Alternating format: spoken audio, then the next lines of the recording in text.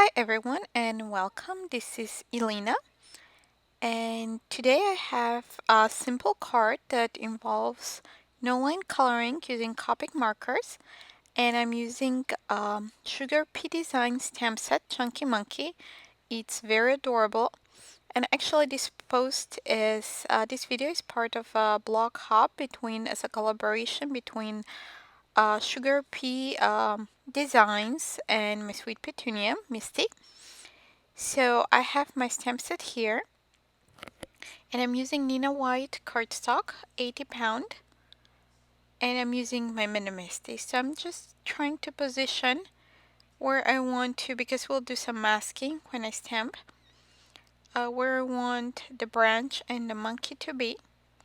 So first I have the branch and then on top of the monkey, so when I close the door I'll have the monkey will get picked up with the lid of the Misty or the door, because that's the first image that I'm gonna stamp. So I'm over stamping on piece of scrap paper and then stamping onto my cardstock, and I'm using a Memento Desert Sand or something like that. I have everything, all the list of supplies in the description, and it's very faded, so when I color with my Copic markers those lines disappear and it looks like from a children's book, the image.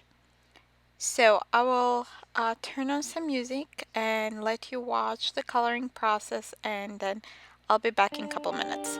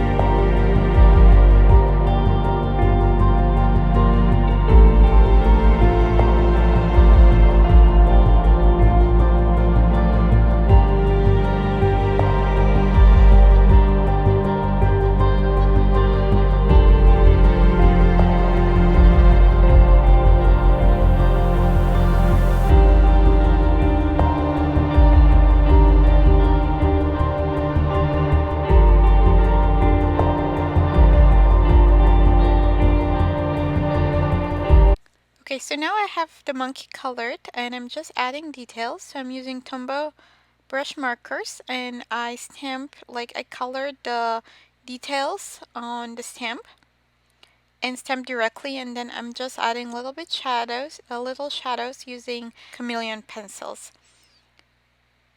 So next I'm gonna color the banana. I'm pretty much repeating the same process like I did before. I'm just using shadows of yellow. So I'm just trying on the scrap piece of paper to see which colors can go together.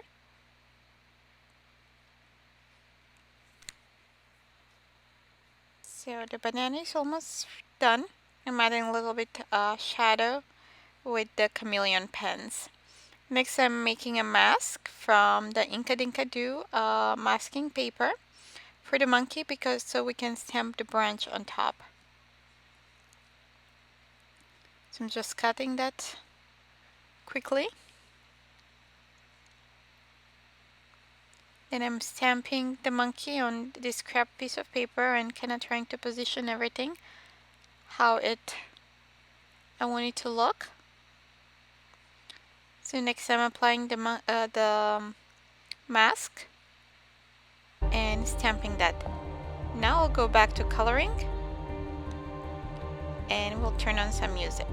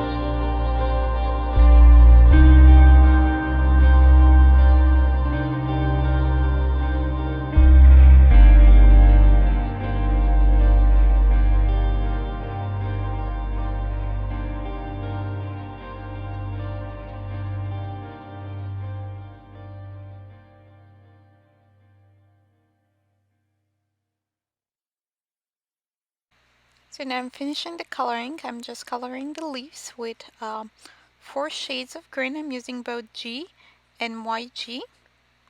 I'll have everything listed in the list of supplies, all the colors that I've used.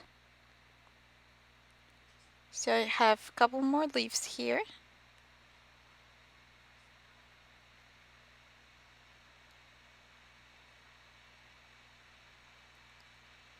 So I'm starting first with the darkest, then I go um, towards the lightest and blending those colors in, and then I'm going back again with the darkest to add a little bit more shadows. So I'm almost done here. There's one more leaf left.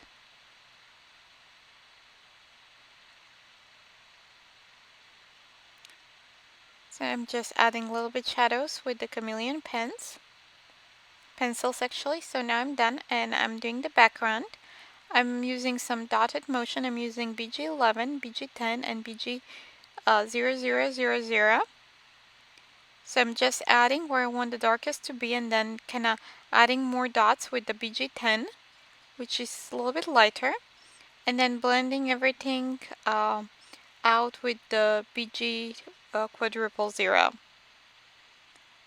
So next I'm just blending those. I didn't want the dots to be completely blended, so I'm careful, and as well I'm careful not to pull that color from the branch and the monkey or the leaves into the background, into the sky. So I'm just adding a little bit more shadows. And we're almost done here with the image. Just blending those. So next I'll stamp the sentiment. I'll use Altenew crisp inks. I'll use the espresso one. So here on a piece of paper I'm just testing how it looks, which color I like better. So just stamp that twice for a nicer impression, and then just testing which of the pool note cards from here art would work best. So I decided for the darkest one. Then I trimmed my panel. I'm adding some fun foam on the back, attaching it with Tombow Extreme adhesive.